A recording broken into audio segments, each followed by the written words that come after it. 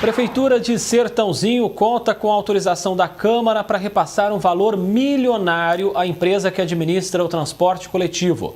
O aporte financeiro não está previsto no contrato.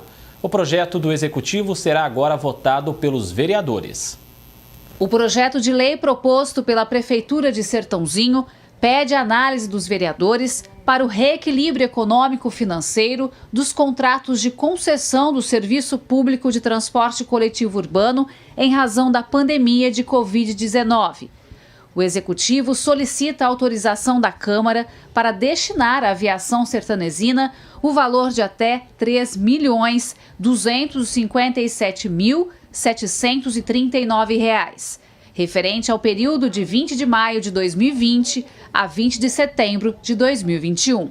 Ainda não tem data para a votação na Câmara, mas já tem legislador contra o aporte financeiro à empresa. As linhas no Brasil como um todo, ela é em regime de concessão. E quando a empresa ela vem, por mais que exista os desafios num longo contrato que é de 10 anos, ela é uma iniciativa privada e ela visa o lucro e explora, e inclusive com os ônus e com os bônus, ou seja, com as coisas boas e com as coisas ruins. Eu não considero razoável que, uma vez concedida, a prefeitura tenha que vir, vamos dizer assim, salvar a empresa. Outro questionamento é que o contrato da prefeitura com a empresa não prevê nenhum aporte financeiro do município para a aviação sertanesina. Somente o valor da passagem pago pelos usuários, que por sinal teve um aumento no mês de setembro em 40 centavos. Subiu de R$ 4,50 para R$ 4,90.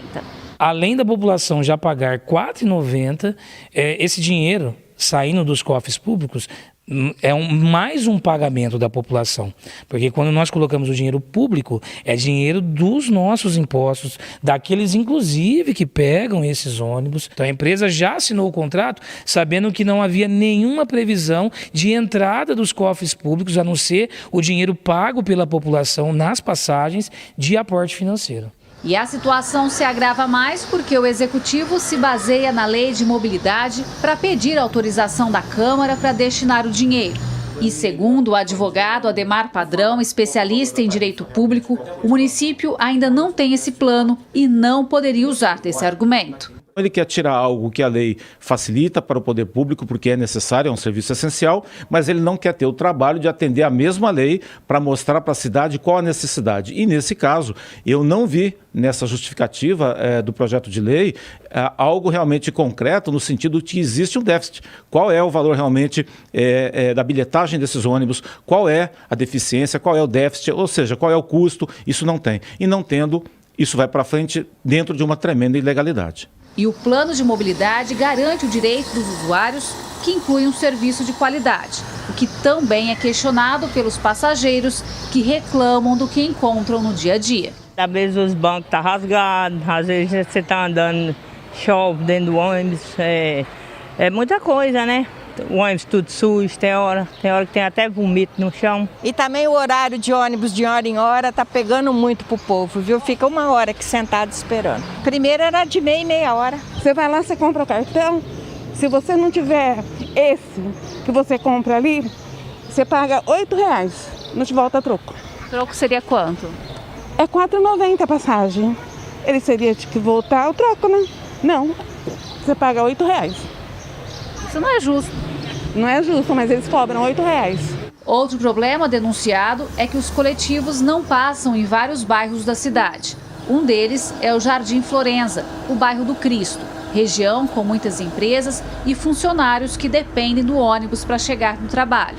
O Eloir é um caso desse exemplo. Ele tem uma empresa de segurança e portaria no local e alguns colaboradores dele são prejudicados por isso. Ou vem com veículo próprio ou tem que pagar mototáxi ou Uber porque não consegue chegar até o destino do trabalho. Não tem nenhuma linha para cá? Nenhuma. Inclusive eu moro na Avenida João Pinhata, que fica longe daqui, até lá é o máximo que chega, agora para cá não vem. São 15 bairros aqui no entorno do Cristo, mas nenhum deles passa o coletivo. A gente já fez várias reclamações, já conversamos com vereadores, já tentamos de outras formas agora. Eu estava até pensando em fazer um baixo-assinado, porque assim não tem nenhuma uma perspectiva de melhora nisso. Qual a responsabilidade da Câmara agora diante desse projeto do Executivo? Se o Executivo conseguir passar pela Câmara esse projeto, na verdade os vereadores vão estar sendo cúmplices de uma ilegalidade, porque ali, é claro, não tem realmente a motivação clara, objetiva e que é exigido pela lei para poder se tornar agora um novo instrumento legal para impor o que está sendo colocado. Então, quer dizer, é um dinheiro que fica realmente muito na dúvida para onde que ele vai e para que ele vai. A pandemia está sendo no Brasil uma desculpa e não uma justificativa de quase todos os órgãos públicos que lidam com dinheiro nosso. Mas, na verdade, não pode ser assim. Se acontecer dessa forma, a cidade de Sertãozinho vai repetir o erro de Ribeirão Preto e vai ter sempre daqui para frente um serviço mal prestado, que já é, segundo o usuário, que é o maior especialista na questão. Gislene Lopes, de Sertãozinho, para o Jornal da Clube.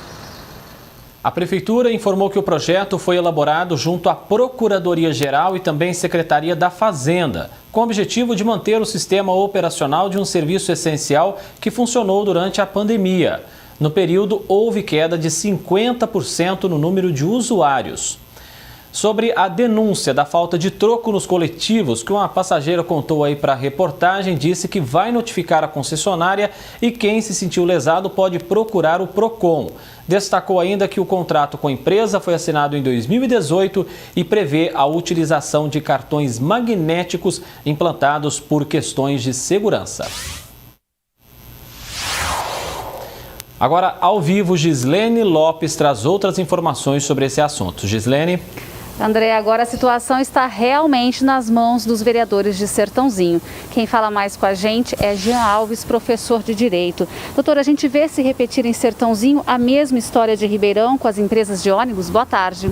Boa tarde, Gislene. Boa tarde, André, aos telespectadores da nossa macro-região, em especial a população de Sertãozinho.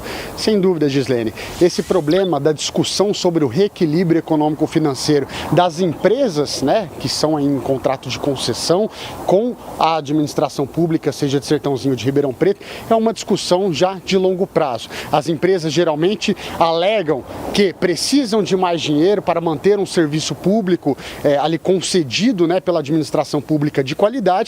Em contrapartida, os municípios, em regra, dizem que não, que esse aporte não é necessário, que já há uma previsão de tarifa, inclusive, no contrato, e aí fica essa discussão.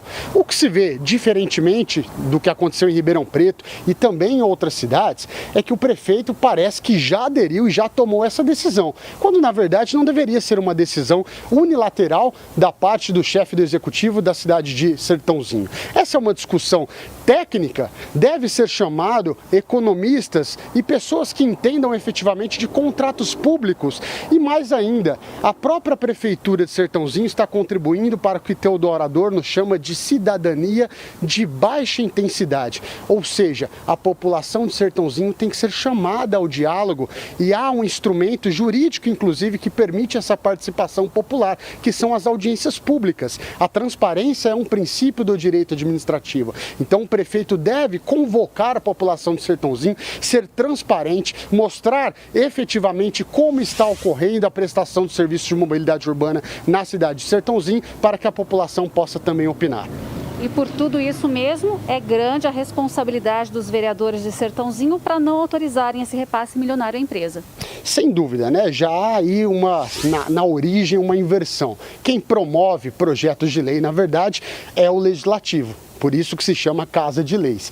O prefeito pode encaminhar? Pode, mas é no mínimo, do ponto de vista técnico, duvidoso. Então cabe sim aos vereadores que ali estão representando a população de Sertãozinho se afastar, se absterem da base política e de analisarem esse projeto com técnica e com cidadania, analisando se realmente é possível esse aporte, se é necessário esse aporte, se efetivamente o serviço de mobilidade urbana na cidade de Sertãozinho tem sido prestado de uma forma eficiente.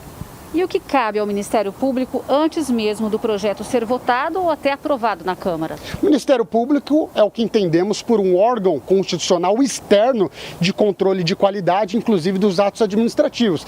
Então, já que a mídia, a população está denunciando uma possível irregularidade, ou no mínimo um chamamento ao diálogo, ao debate de algo que custará aos cofres públicos de Sertãozinho, certamente o Ministério Público, no seu dever constitucional, também pode acompanhar esta discussão a fim de efetivamente contribuir para o diálogo, dando a sua opinião se efetivamente este aporte ele é necessário, viável para atender a esta empresa ali de Sertãozinho. Doutor, o preço da passagem subiu no mês de setembro, de R$ 4,50 para R$ 4,90. Mais um motivo para a Prefeitura não repassar esse dinheiro à empresa? Olha, tecnicamente é o economista, a empresa e a própria população quem deve responder. De fato, o ajuste da tarifa ele é previsto neste contrato de concessão. Agora, deve-se ver isso neste contrato, que é um contrato de 10 anos, né? Se o ajuste da tarifa não tem sido suficiente. Mas, em regra, há o ajustamento da tarifa anualmente e este ajuste da tarifa, ele, em quase todas as cidades, é suficiente ao longo desses contratos de concessão, não sendo, em regra, necessário aportes extras dos municípios. O Executivo se baseia na Lei de Mobilidade para pedir autorização da Câmara para destinar o dinheiro. Se o município ainda não tem esse plano, não poderia usar desse argumento, não é?